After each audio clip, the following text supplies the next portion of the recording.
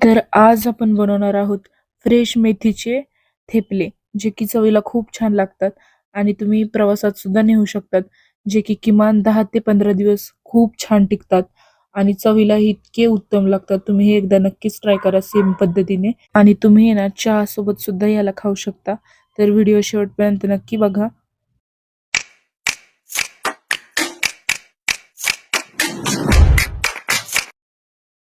तर सर्वप्रथम काय करायचे, एक अशी मोठी परात घ्यायची.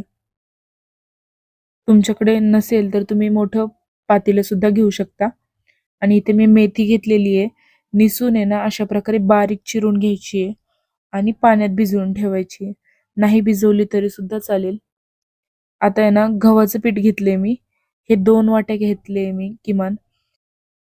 2 वाट्या गव्हाचं पीठ आहे ना छानपैकी चाळून घेतलेले आहे मी आणि यात आहे ना आता आपण अर्धी वाटी ना बेसन टाकूया.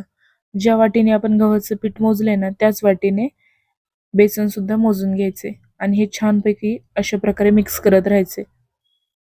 हे थेपले ना चवीला खूप छान लागतात आणि किमान 10 ते 15 दिवस तुम्हाला जर कुठे जायचं असेल तर अर्जंटमध्ये बनवू शकता तुम्ही. हे फ्रेश मेथीचे आहेत. तुमच्याकडे जर फ्रेश मेथी अवेलेबल नसेल तर तुम्ही कस्तुरी मेथी सुद्धा यूज करू शकता फक्त. आता मी यात आहे ना मेथी धुतलेली आहे ना ती टाकून घेतलेली आहे. मेथी टाकून घ्यायची आहे सगळी आणि इथे मी 1 चमचा आहे ना ओवा घेतलेला आहे. तो हातावर घ्यायचा आहे आणि अशा प्रकारे ना त्याला कुस्करत राहायचे. छानपैकी त्याला आहे ना कुस्करून घ्यायचे हातात.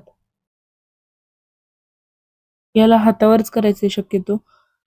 हातावर नसेल करायचं तर तुम्ही त्याला वाटून सुद्धा घेऊ शकता पाट्यावर किंवा मिक्सरमध्ये वाटलं तरी सुद्धा चालेल आणि त्यात टाकून घ्यायचे आणि मी आहे ना इथं 2 चमचे तीळ पण घेतलेले ते पण टाकून घ्यायचे आणि चवीनुसार मीठ टाकून घ्यायचे.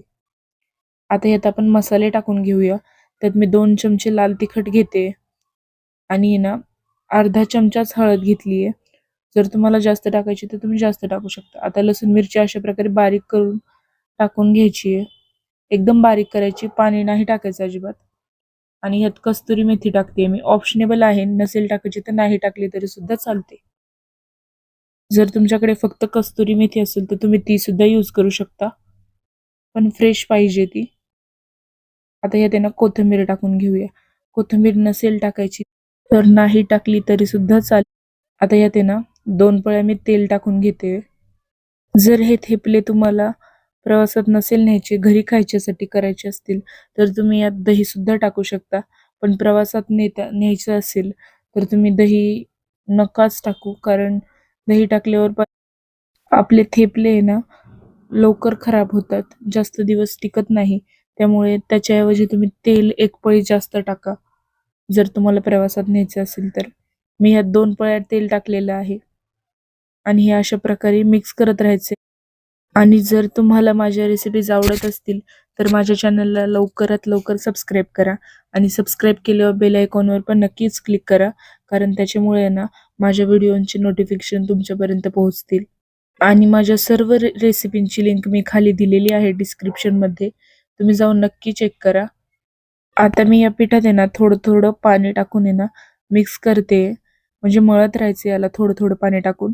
जास्त पाणी नाही टाकायचं. आपल्याला पीठ जास्त पातळही नाही करायचं आणि जास्त घट्टही करायचं नाही.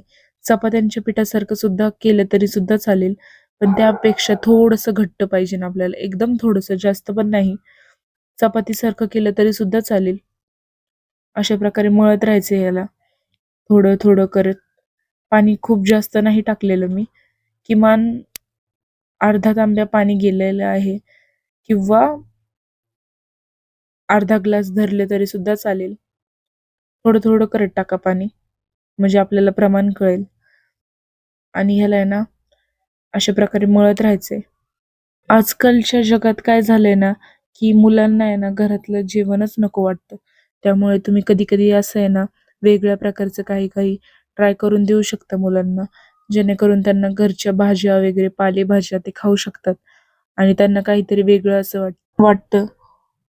आणि तुम्ही हे थेपले ना मुलांना केचप सोबत सुद्धा देऊ शकता किंवा चहा सोबत काहीतरी वेगळं असं म्हणून देऊ शकता.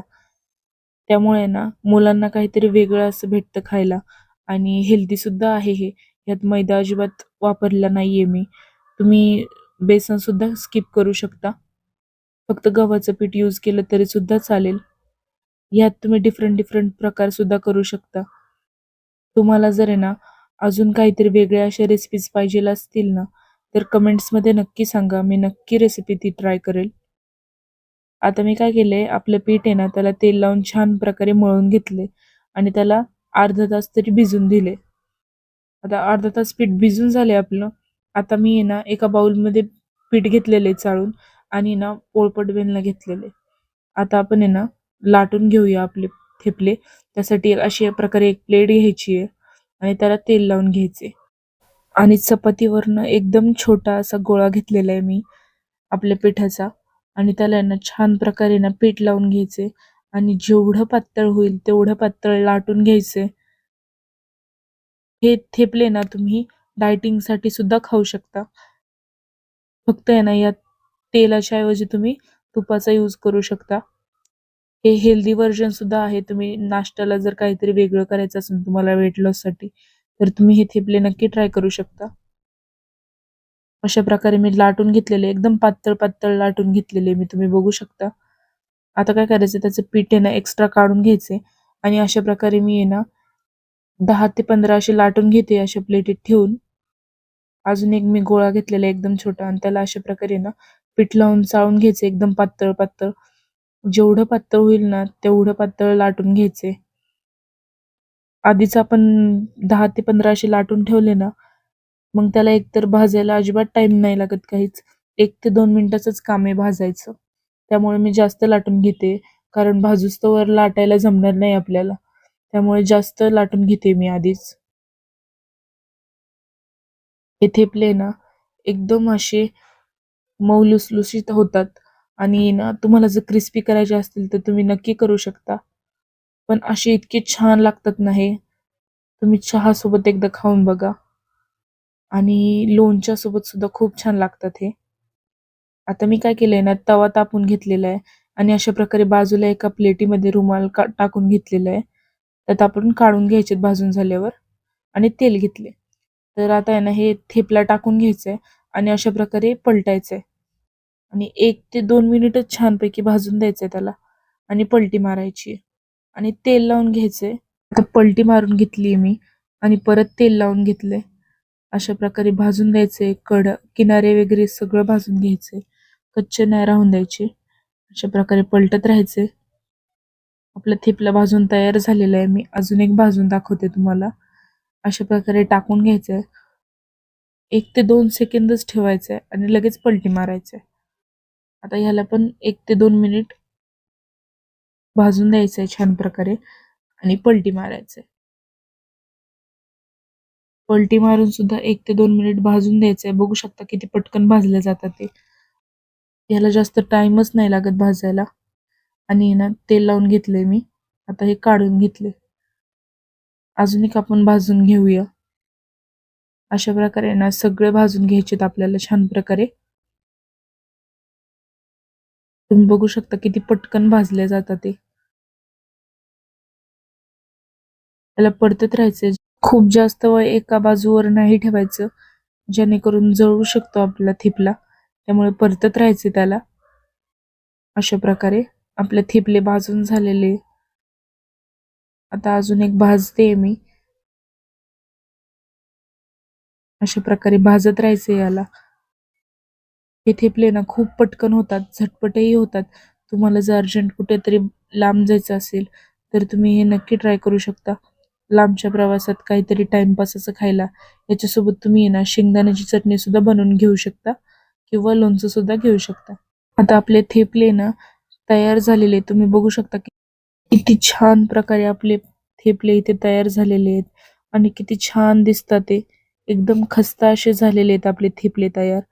तुम्ही बघू शकता. अशा प्रकारे तुम्ही कापडात गुंडाळून नेऊ शकता हे प्रवासात किंवा अशीच गरम गरम थोडेसे क्रिस्पी करून आहे ना चहा सोबत एन्जॉय करू शकता. किती सारे मी तयार करून घेतलेले आहेत. मुलांच्या टिफिनसाठी सुद्धा खूप लवकर असा होणारा ब्रेकफास्ट आहे हा. एकदा नक्कीच ट्राय करा तुम्ही पण. आणि नाश्त्याला सुद्धा खूप झटपट असं होतो आणि जास्त टाइम नाही लागत याला. फक्त आहे ना पीठ चांगल्या प्रकारे मळून घ्यायचे आणि छान प्रकारे भिजून द्यायचे त्याला. तुम्ही जर रात्रीच पीठ मळून ठेवलं तर अजूनच चांगलं. रात्रीच पीठ मळून फ्रीजमध्ये ठेवून द्यायचं आणि सकाळी फक्त लाटून टिफिनला द्यायचं किंवा नाश्त्याला करायचं. जर ही रेसिपी तुम्हाला आवडली असेल तर कमेंट्समध्ये नक्की सांगा आणि सबस्क्राईब नक्कीच करा. धन्यवाद.